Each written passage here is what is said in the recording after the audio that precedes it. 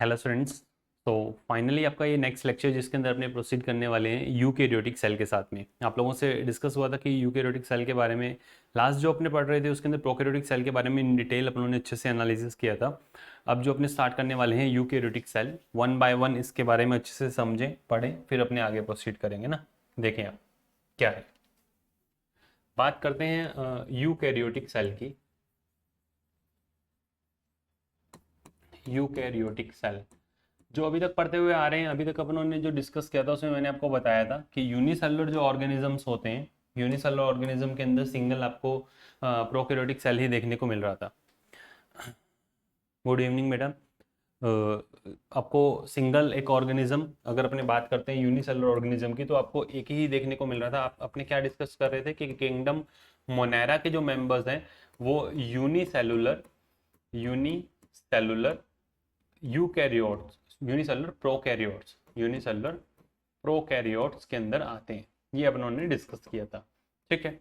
फिर उसके बाद अगर अपने बात करें नेक्स्ट सेकंड नंबर, देखें आप सेकंड पॉइंट, यूकैरियोटिक सेल की बात की जाए तो यूकैरियोट्स इंक्लूड्स क्या क्या इसके अंदर आते हैं। यूकैरियोट्स के अंदर आपके प्रोटिस्ट आते हैं, प्रोटिस्ट हैं। सेकंड नंबर अगर अपने बात की जाए फंजाई हैं। थर्ड नंबर बात की जाए प्लांटी हैं, प्लांट्स हैं। और फोर्थ नंबर अगर बात की जाए एंड एनिमल्स, एनिमेलिया के मेंबर्स आते हैं, ठीक है। ये फोर जो आपके किंगडम्स हैं जिनके अंदर प्रोटिस्टा है, फंजाई है, प्लांट, प्रोटिस्टा के मेंबर है, फंजाई के मेंबर है, प्रोटिस्टा, फंजाई, प्लांटी और एनिमेलिया, इन सभी के मेंबर्स आपको देखने को मिलेंगे जो मैंने यहाँ पे प्रोटिस्ट, फंजाई, प्लांट्स और एनिमल्स लिखे हैं, ठीक है। फिर अगर अपने बात करें इसे यूकैरियोटिक सेल की, तो यूकैरियोटिक सेल प्रोकैरियोट से डिफरेंट क्यों है? क्योंकि इनके अंदर आपको एक्सटेंसिव एक्सटेंसिव कंपार्टमेंटलाइजेशन कंपार्टमेंटलाइजेशन देखने को मिलता है। Extensive compartmentalisation due to presence of due to presence of membrane bound due to presence of membrane bound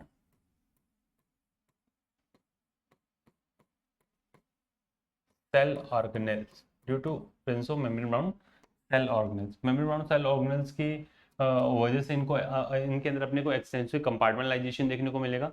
second number अगर अपने बात करें, सेकंड नंबर कि इनके अंदर nucleus well defined well defined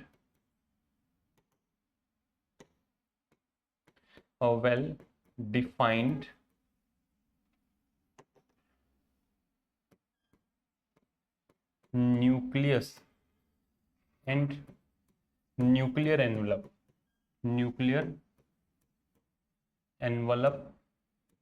is present। a well defined nucleus and nuclear envelope is present। well defined आपको nucleus and nuclear envelope देखने को मिलेगा। Third number and most important, इनके अंदर a variety of locomotory structure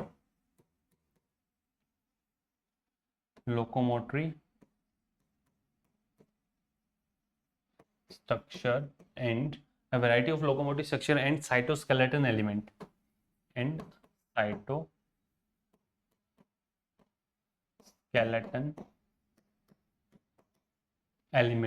a variety of locomotive structure and cytoskeleton elements are present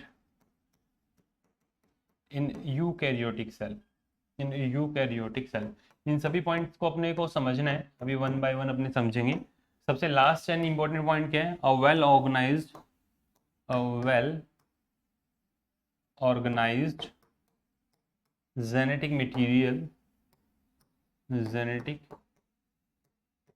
material in the form of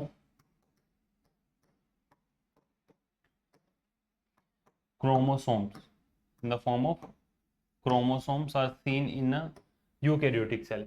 ये तो वो points हैं जो जनरल पॉइंट्स आपको समझ में आने चाहिए regarding to the eukaryotic cell. I think ये जनरल बेसिक पॉइंट्स हैं। जो एक्सटेंसिव कंपार्टमेंटलाइजेशन, ये कैसे पता चलेगा? ये तो देखिए आप, जनरल एक सेल मैंने यहाँ पे बनाया है, इस सेल के अंदर ये किसको रिप्रेजेंट कर रहा है, ये न्यूक्लियस को रिप्रेजेंट कर रहा है। इस न्यूक्लियस के अंदर आपको एक्सटेंसिव कंपार्टमेंट दिख रहा है आपको, ऐसा ये कंपार्टमेंट आपको देखने को मिल रहा है। मिड के अंदर ये इनसाइड ईआर, ये इनसाइड ईआर वाला पार्ट एक कंपार्टमेंट, ये आउटसाइड फ्रॉम द ईआर, ये जो इसका एक्स्ट्रा ल्यूमिनल पार्ट होता है, कौन सा पार्ट है, ये साइटोप्लाज्म। ठीक है, और ये सिंगल एक सेल ऑर्गेनेल ने बनाया। सेकंड नंबर अगर मान लीजिए मैं यहाँ पे माइटोकॉन्ड्रिया बनाता हूँ तो इसके अंदर आपको कंपार्टमेंटलाइजेशन देखने को मिल रहा है, जनरल पॉइंट है। थर्ड नंबर अगर बात की जाए, देखें आप यहाँ मैंने ये बनाया है गोल्जी एपरेटस, ये किसको रिप्रेजेंट कर रहा है, ये गोल्जी एपरेटस को रिप्रेजेंट कर रहा है। और यहाँ से नंबर ऑफ वेसिकल्स की फॉर्म के अंदर आपको अलग, चाहे वो लाइसोसोम बनाए, वैक्यूल बनाए या अदर वेसिकल्स बनाए, नंबर ऑफ आपको मेम्ब्रेन बाउंड स्ट्रक्चर्स देखने को मिल रही है, जिनकी वजह से एक्सटेंसिव कंपार्टमेंटलाइजेशन यहाँ पे आपको देखने को मिलता है, पहला point. Second number, well defined nucleus and nuclear envelope, well defined nucleus and nuclear envelope ये आपको देखने को मिल रहा है, ये nucleus and nuclear envelope are present. Third number, a variety of locomotive structure, variety of locomotive structure के अंदर फाइबर्स, अगर बात की जाए जस्ट इसकी इनर साइड के अंदर, यहाँ पे आपको माइक्रोफिलामेंट्स देखने को मिलते हैं।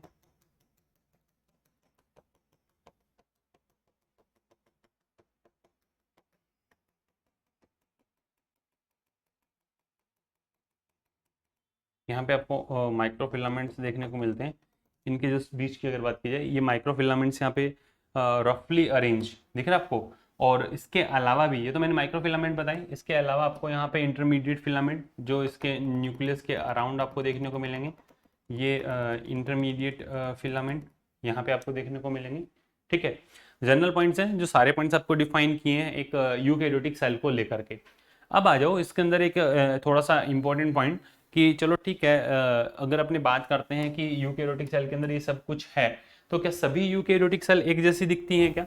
अगर मैं बात करता हूँ यूकैरियोटिक सेल के अंदर एनिमल सेल और प्लांट सेल की, ये दो ही एग्जांपल जो जनरल आपकी एनसीईआरटी ने लिख करके दिए हैं उसी की मैं बात कर रहा हूँ। अगर आप बात करते हैं एनिमल सेल, आप बात करते हैं एनिमल सेल, और सेकंड नंबर अगर अगर अपने बात करें प्लांट सेल की, animal cell and plant cell की अगर बात की जाए, animal cell and plant cell. ठीक है, तो क्या जितने भी यूकैरियोटिक सेल्स आपको देखने को मिल रहे हैं वो सभी सेम देखने को मिलती है क्या? नहीं। अगर एनिमल सेल की बात की जाए तो इनके अंदर आपको large large central nucleus, central position के अंदर आपको न्यूक्लियस देखने को मिलेगा, इनके अंदर लार्ज सेंट्रलाइज न्यूक्लियस आपको देखने को मिलेगा। वहीं अगर बात की जाए प्लांट सेल की, मेच्योर प्लांट सेल के अंदर small small peripheral small peripheral nucleus,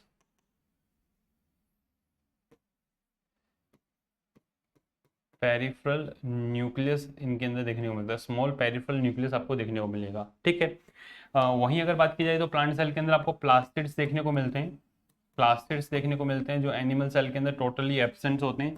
plastid यहाँ पे आपको देखने को नहीं मिलेंगे, प्लास्टिड टोटली एब्सेंट होंगे। प्लास्टिड की बात की जाए तो इसमें क्लोरोप्लास्ट है, क्रोमोप्लास्ट है, ल्यूकोप्लास्ट है, सभी आ जाते हैं।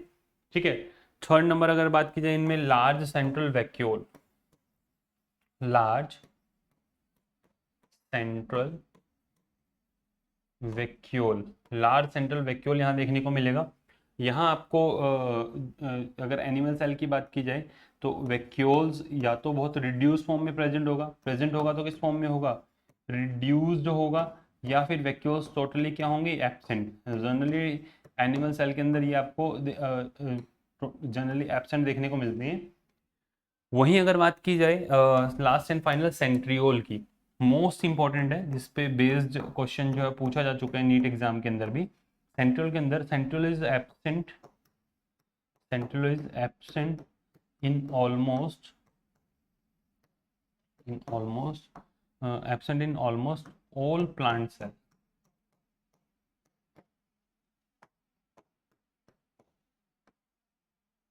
Absent in almost all plant cell. वहीं अगर एनिमल सेल की बात की जाए तो एनिमल सेल के अंदर आपको यहाँ पे सेंट्रियोल देखने को मिलता है, सेंट्रियोल इज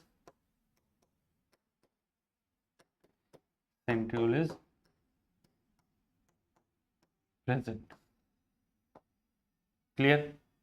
तो ये बेसिक आपको डिफरेंसेस देखने को मिलते हैं। वहीं अगर अपने बात करें यूकैरियोटिक सेल की, तो यूकैरियोटिक सेल के अंदर क्या क्या आता है, ये सारे पॉइंट्स आपको बताए। सेकंड नंबर जो पॉइंट आपको बताया कि मोनेरा जो यूनिसेलर प्रोकैरियोट, मोनेरा एक सिंगल जो किंगडम आपको देखने को मिल रहा है, इसमें यूनिसेलर प्रोकैरियोट्स देखने को मिलते हैं। वहीं यूकैरियोटिक सेल की अगर बात की जाए तो इसमें प्रोटिस्ट है, फंजाई है, प्लांट्स हैं और एनिमल्स हैं। एक्सटेंसिव कंपार्टमेंटलाइजेशन क्यों होता है, well defined nucleus and nuclear envelope आपको देखने को मिलेगा, लोकोमोटिव स्ट्रक्चर्स देखने को मिलेगी, और well organised genetic material in the form of chromosome अपने को यहाँ पे विजिबल होता है। क्लियर। फिर आ जाइए इसके बाद नेक्स्ट अपने बात करें जो यूकैरियोटिक सेल के जनरल पॉइंट्स हैं वो मैंने आपको बताए। एक यूकैरियोटिक सेल के अंदर प्लांट सेल और एनिमल सेल को आप ऑब्जर्व कीजिए। यहाँ जो आपको ऑब्जर्वेशन देखने को मिल रहा है, इधर देखिए आप जनरल एनसीईआरटी को मैं साथ के साथ रीड कर पा रहा हूँ, एक पॉइंट आप अच्छे से देखें। The eukaryotic cell includes in all protist plants animals and fungi. In eukaryote cells, there are extensive compartmentalization of the cytoplasm through the presence of the membrane-bound organelles. Eukaryotic cells have an organized nucleus with a nuclear envelope. एक organized nucleus और nuclear envelope आपको देखने को मिलेगा. In addition, eukaryotic cells have a variety of complex locomotory and the cytoskeleton structures. Their genetic material is organized into chromosome. इनका genetic material आपको chromosome के अंदर ऑर्गेनाइज देखने को मिलता है, प्रॉपर वे के अंदर। सेम जनरल पॉइंट्स आपको लिख करके देखने को मिल रहे हैं। Next, in all eukaryotes eukaryotic cell are not identical. Plants और एनिमल्स के अंदर डिफरेंस है, are different as former is having the cell wall plastid and the large central vacuole, where is the in animals ये सभी absent होते हैं। On the other hand in animals have the centriole which are absent in almost all plant cell. ठीक है आपको एक point जो यहाँ से आपको देखने को मिल रहा है, एक जनरल पॉइंट जो हमने यहाँ मेंशन नहीं किया है वो है सेल वॉल। वहीं अगर बात की जाए सेल वॉल की तो इधर आपको सेल वॉल देखने को मिलेगा, सेल वॉल प्रेजेंट है, इधर सेल वॉल टोटली एब्सेंट है। ठीक है, ध्यान रखना, ये जनरल पॉइंट्स आपको बताए। फिर इसके बाद में ये एक प्लांट सेल की स्ट्रक्चर को ऑब्जर्व कर लें। इसमें मेजर जो आपको कुछ सेल ऑर्गेनल्स के बारे में ध्यान रखना, उनको मैं रिमार्क कर रहा हूँ, देखें क्या है। ठीक है, फर्स्ट इसके अंदर प्लाज्मोडेस्मेटल कनेक्शन। स्टूडेंट्स इसका रिमार्केशन जो भूल जाता है, smooth endoplasmic reticulum, rough endoplasmic reticulum, ये सब याद रह जाता है। वहीं अगर बात की जाए सेकंड नंबर पेरोक्सिसोम, अगर ध्यान से आप देखें ये जो सेल ऑर्गेनल दिया हुआ है, साइटोप्लाज्म पता है, क्लोरोप्लास्ट पता है, राइबोसोम हमें पता है, mitochondria, cell wall, middle lamella.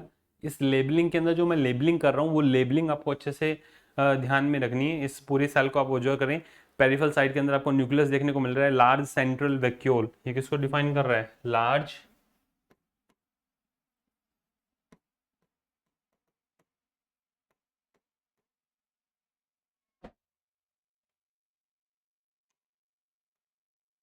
Large central vacuole आपको देखने को मिल रहा है।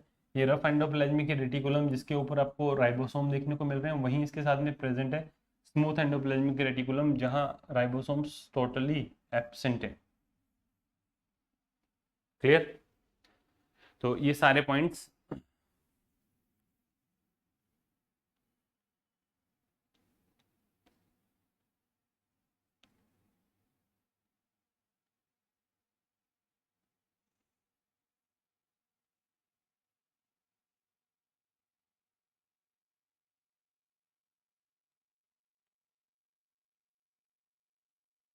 बेटा ऑफलाइन के साथ कंबाइन ले लेंगे। नेक्स्ट अभी ये चैप्टर आपका कंप्लीट हो जाए, उसके बाद ऑफलाइन क्लासेस के साथ में कंबाइन आपका चलेगा। अभी बाकी स्टूडेंट्स अगर क्लास नहीं ले रहे हैं तो आज मैं बात करता हूँ, फिर कोई दिक्कत नहीं है अगर वो नहीं प्रोसीड करना चाह रहे हैं, क्योंकि देखो पढ़ना तो पड़ेगा और थोड़ा सा खुद को मोटिवेटेड रखना पड़ेगा। सिर्फ बैच लेने से ऐसा नहीं होता है कि हम सेलेक्ट हो जाएंगे, पढ़ना पड़ेगा। आप स्टडी पे फोकस रहें, आप अपने डाउट्स जो है मुझे ड्रॉप करते रहें।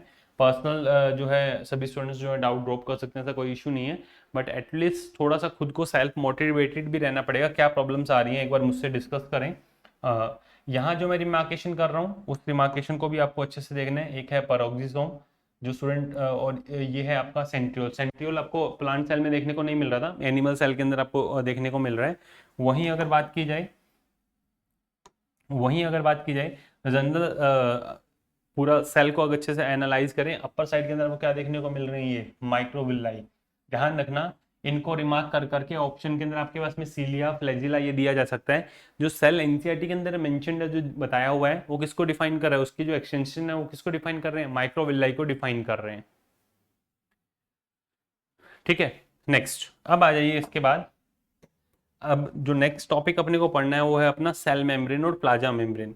सेल मेम्ब्रेन और प्लाज्मा मेम्ब्रेन, इसके बारे में जनरल इंपॉर्टेंट पॉइंट्स अच्छे से देखें। आपसे कोई पूछे कि प्लाज्मा मेम्ब्रेन की डिस्कवरी किसने की थी, प्लाज्मा मेम्ब्रेन कैसे डिस्कवर हुआ था, जनरल पॉइंट अगर आपसे कोई पूछे, ये देखिए।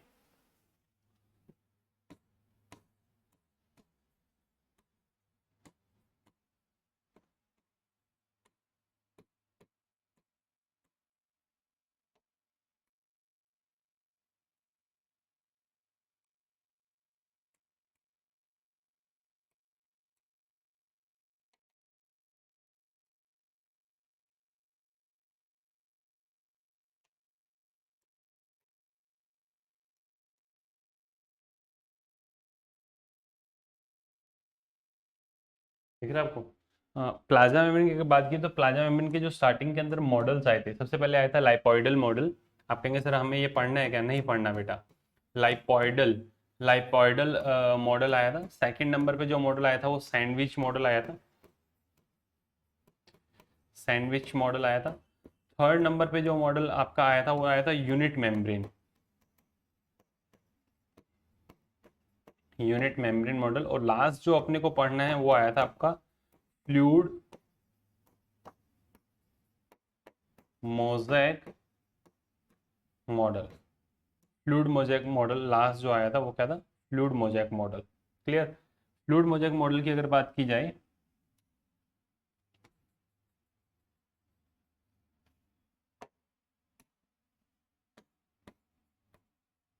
इन 1972, 1972 के अंदर मोस्ट एक्सेप्टेड, यस बिल्कुल, सिंगर एंड निकोलसन। किसने दिया था इसको, Singer and Nicolson, Singer and Nicolson ने दिया था 1972 के अंदर। इंपॉर्टेंट क्या है कि लाइपोइडल मॉडल क्या बोलता था कि जो भी बना है वो लिपिड बाइलेयर का बना है। सैंडविच मॉडल क्या बोलता था, सैंडविच मॉडल बोलता था कि बाहर की तरफ प्रोटीन है, फिर इनर साइड के अंदर लिपिड आपको देखने को मिलेगा, लिपिड बाइलेयर है, फिर बाहर आपको मतलब फिर आपको प्रोटीन देखने को मिल रहा है। ये किसने बोला, सैंडविच मॉडल ने। यूनिट मेम्ब्रेन मॉडल ने क्या बोला था, यूनिट मेम्ब्रेन मॉडल ने बोला था कि जो भी है, जो भी आपको देखने को मिल रहा है, जितने भी सेल ऑर्गेनेल हैं उन सभी का बायो मेम्ब्रेन, उनके चारों तरफ मिलने वाली जो मेम्ब्रेन है वो, और नॉर्मल सेल की जो आउटर मेम्ब्रेन है, सब क्या होती है, सेम होती है। पर ऐसा था नहीं, कहीं ना कहीं ये सही था, कहीं ना कहीं ये सही था। बट कोई भी प्लाज्मा मेम्ब्रेन की इलास्टिसिटी, प्लाज्मा मेम्ब्रेन के अंदर जो इलास्टिक नेचर होता है, इलास्टिसिटी, और प्लाज्मा मेम्ब्रेन की जो सिलेक्टिव परमिएबिलिटी है,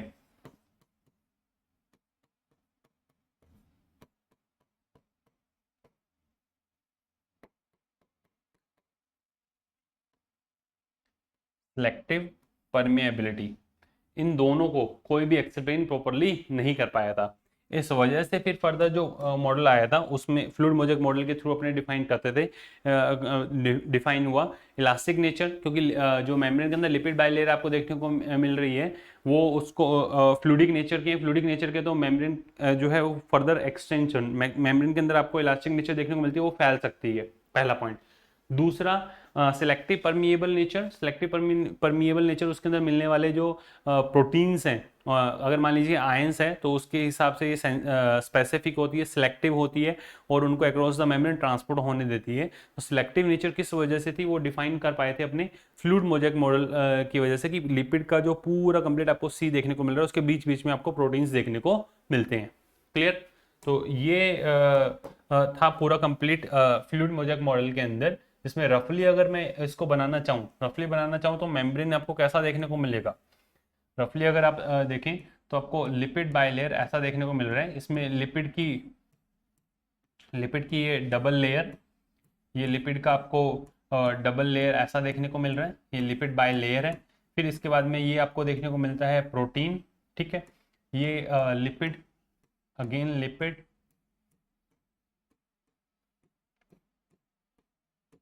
ठीक है, ये इसके अंदर एम्बेडेड आपको देखने को मिल रहा है प्रोटीन।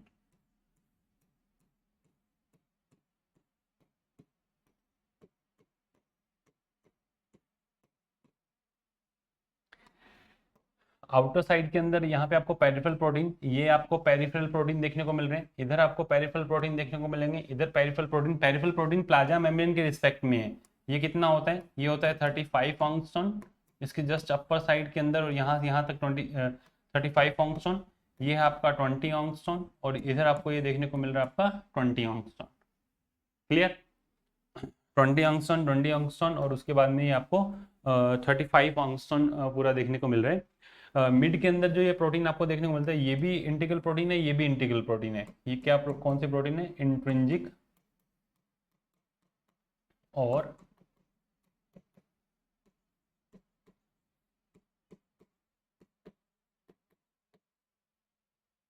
Integral proteins.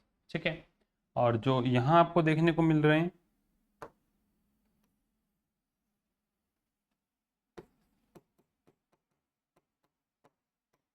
एक्सट्रिंसिक और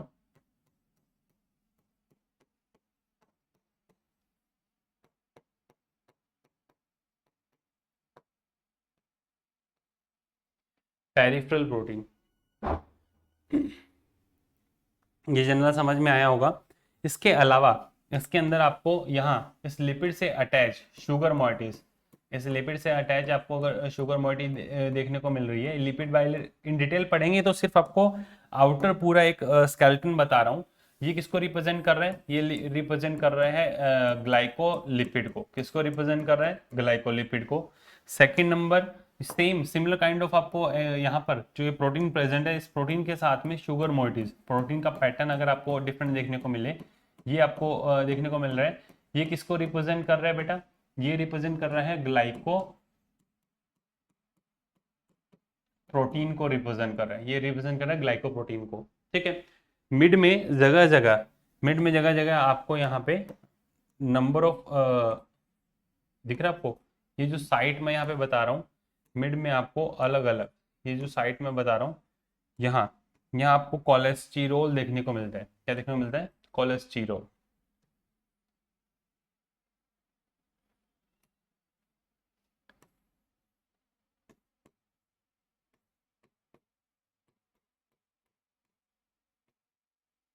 यहाँ आपको कोलेस्टेरोल देखने को मिल रहा है, जो मेम्ब्रेन को रिजिडिटी, कहीं ना कहीं रिजिडिटी जो है प्रोवाइड करता है। क्लियर?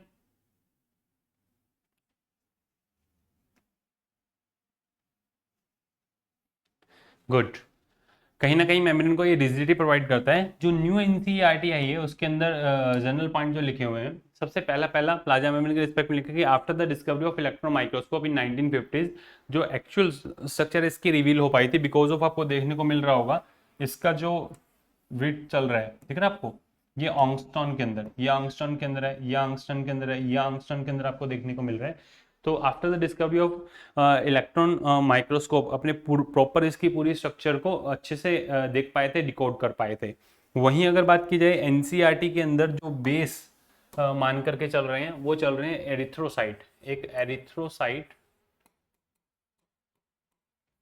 है, उस एरिथ्रोसाइट की जो मेम्ब्रेन है, ये मान लीजिए एक एरिथ्रोसाइट, उसका जो ये मेम्ब्रेन है, प्लाज्मा मेम्ब्रेन जो इसके अंदर देखने को मिल रहा है, इस प्लाज्मा मेम्ब्रेन को यहाँ पे आपको दिखाया हुआ है। ठीक है, इस प्लाज्मा मेम्ब्रेन के अंदर मिलने वाले जो lipid and proteins, proper chemical analysis इसका किया गया,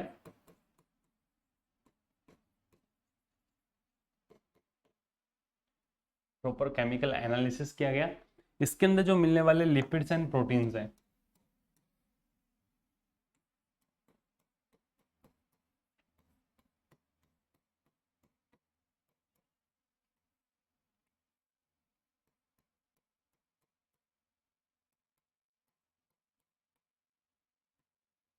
40% लिपिड्स एंड 52% आपको प्रोटीन देखने को मिलते हैं। जनरल पॉइंट है, ध्यान रखना जो आप लोगों को दिए गए हैं, बताए गए हैं कि क्या है क्या नहीं है। एक एक पॉइंट आपको अच्छे से क्रिस्टल क्लियर होना चाहिए। रफली मैंने यहाँ बताए हैं। सबसे पहला पॉइंट यही लिखा हुआ है। सेकंड नंबर, अगर मेम्ब्रेन के अंदर बात की जाए तो स्पेसिफिकली आपको प्रोटीन्स एंड लिपिड्स देखने को मिलते हैं। लिपिड्स के अंदर, लिपिड्स जो आपको यहाँ देखने को मिल रहे हैं मेम्ब्रेन के अंदर, वो होते हैं फॉस्फोलिपिड। क्या होते हैं? फॉस्फोलिपिड। ठीक है। जो जितने भी बायोमोलिक्यूल्स हैं उन सभी को मैं एक साथ यहाँ लिख रहा हूँ। जो लिपिड्स यहाँ पे आपको देखने को मिल रहे हैं वो कौन से हैं? फॉस्फोलिपिड्स हैं। आप कहेंगे सर मेम्ब्रेन के अंदर तो प्रोटीन्स भी देखने को मिलते हैं। यस, जो प्रोटीन्स आपको यहाँ देखने को मिल रहे हैं, proteins on the basis of S of extraction, on the basis of S of extraction, on the basis of S of extraction, जितने भी आपको ये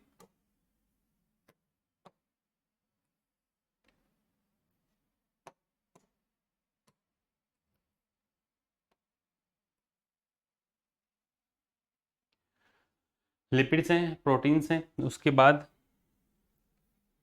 लिपिड, प्रोटीन, कार्बोहाइड्रेट,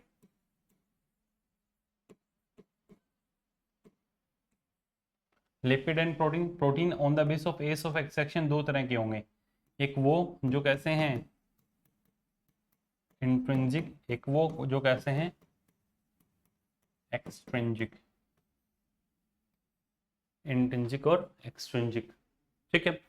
कार्बोहाइड्रेट की अगर बात की जाए तो कार्बोहाइड्रेट लिपिड और प्रोटीन एसोसिएटेड आपको देखने को मिलेगा।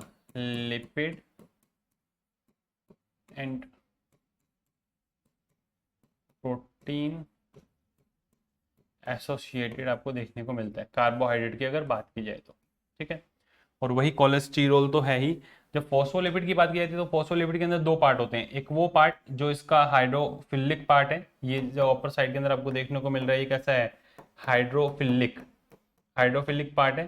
सेकंड नंबर जो पार्ट आपको देखने को मिल रहा है ये कैसा है? ये है हाइड्रोफोबिक। ये हाइड्रोफिलिक पार्ट है और ये कैसा है? हाइड्रोफोबिक पार्ट आपको देखने को मिलता है। जो हाइड्रोफोबिक आपको देखने को मिल रहा है ये एक्चुअल में है क्या?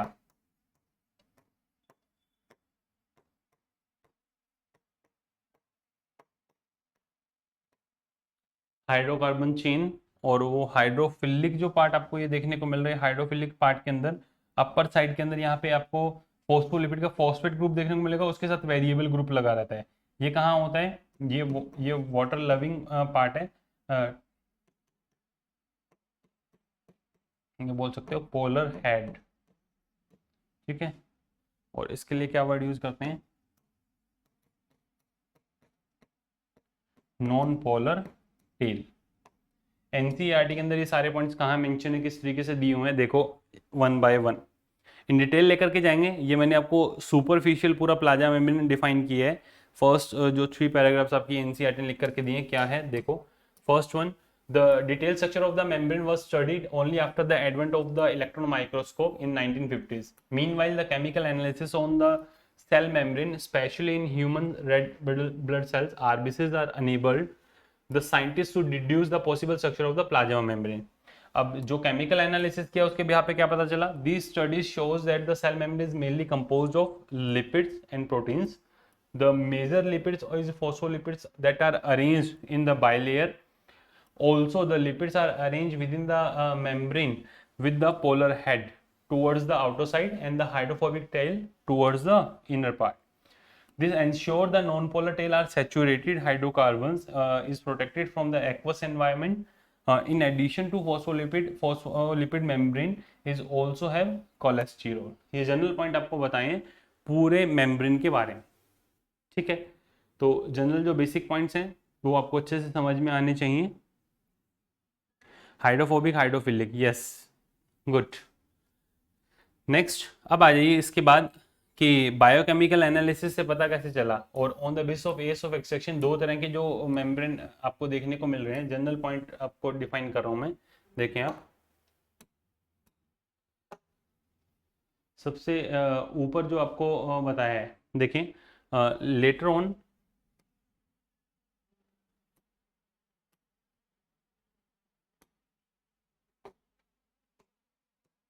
यह देखिए, later biochemical investigation clearly revealed that the cell membrane also have protein and the carbohydrate। The ratio of the protein and the lipid, ratio of the protein and lipid, the ratio of protein and lipid varies considerably in the different cell type. अलग अलग cell type के अंदर आपको ये variation देखने को मिलते हैं। In human beings the membrane of the erythrocyte has approximately कितना परसेंट होता है, 52% आपको देखने को मिलेगा प्रोटीन एंड 40% आपको क्या देखने को मिलेगा, लिपिड।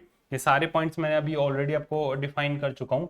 और मेजरली अगर आपने देखे सेल मेम्ब्रेन के अंदर क्या मिलेगा, later on biochemical investigation clearly reveal that the cell membrane also have protein and carbohydrate. Protein के लिपिड तो था ही, सबसे पहले लिपिड का पता चला, फिर प्रोटीन एंड कार्बोहाइड्रेट इसके अंदर देखने को मिलता है। The ratio of the protein and lipid vary considerably in the different cell type, ये आपको पहले ही बता दिया है। और जो डेटा आपको बताया है, ये जो डेटा आपको दिया हुआ है 52% ऑफ प्रोटीन, 52% प्रोटीन का बताया हुआ है और 40% जो आपको लिपिड्स का बताया हुआ है, 40% जो बताया हुआ है वो आपको बताया हुआ है लिपिड्स का। ये किसके रिस्पेक्ट में है, ये एरिथ्रोसाइट के अंदर आपको देखने को मिलता है, एरिथ्रोसाइट।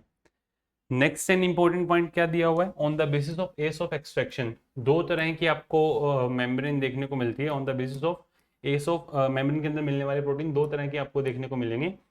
एक वो जो आसानी से बाहर की तरफ, एक वो जो बाहर की तरफ प्रेजेंट है, यहाँ पे आपको देखने को मिल रहे हैं जो आसानी से निकाले जा सकते हैं। एक वो जो मिड के अंदर यहाँ या तो आपको पूरा कंप्लीट देखने को मिलेगा या फिर हाफ, इस तरीके से आपको एम्बेडेड देखने को मिलता है, या फिर हाफ आपको इस तरीके से एम्बेडेड देखने को मिलेगा। क्लियर, ऐसा आपको देखने को मिलता है। ठीक है, अब आ जाइए इसके अंदर जो जनरल पॉइंट है, ये किसको डिफाइन करता है, ये डिफाइन करता है इसके पेरिफेरल प्रोटीन को, पेरिफेरल प्रोटीन को। सेकंड नंबर ये डिफाइन करता है इंटीग्रल प्रोटीन को।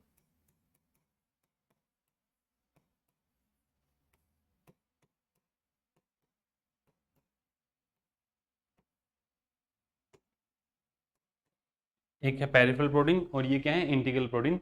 बट ये जो इंटीग्रल प्रोटीन आपको देखने को मिलता है ये कैसा है, ट्रांस मेम्ब्रेन प्रोटीन। ये है ट्रांस मेम्ब्रेन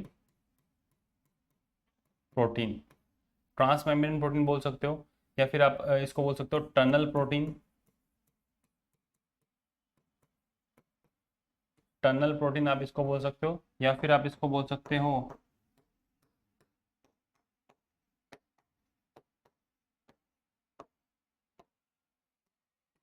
चैनल प्रोटीन।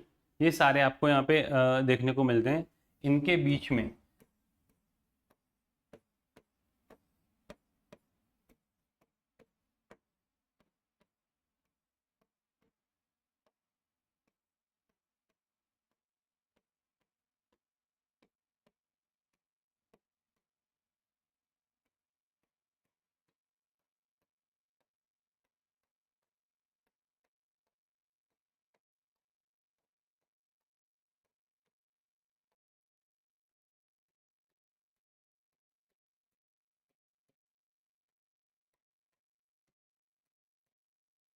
ये लिपिड बाइलेयर आपको देखने को मिल रहा है। क्लियर, ध्यान रखना ये जनरल पॉइंट सारे आपसे डिस्कस हुए हैं regarding to the membrane protein. Depending on the age of the extraction, membrane protein can be classified in integral and peripheral. Integral and the peripheral. Peripheral protein lies on the surface of the membrane, while the integral proteins are partially or totally embedded in the membrane. अब एक statement जो मैं लिख रहा हूँ ये आप मुझे बताना है सही है या गलत है। All transmembrane proteins are integral protein, but all integral proteins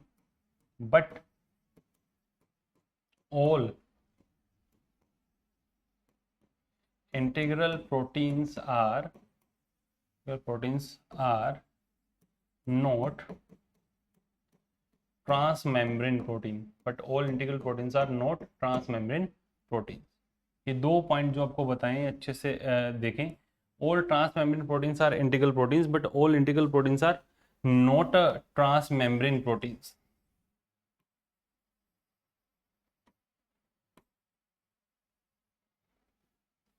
दिख रहा है आपको? हाँ जी, क्विक, यस और नो। जितने भी ट्रांसमेम्ब्रेन प्रोटीन्स है वो इंटीग्रल प्रोटीन्स है, but all integral proteins are not transmembrane protein because of ये कैसी होती है, हाफ एम्बेडेड होती हैं, ये ट्रांसमेम्ब्रेन प्रोटीन नहीं है बट इंटीग्रल प्रोटीन है। ये ट्रांसमेम्ब्रेन प्रोटीन नहीं है बट इंटीग्रल प्रोटीन है। This both are integral protein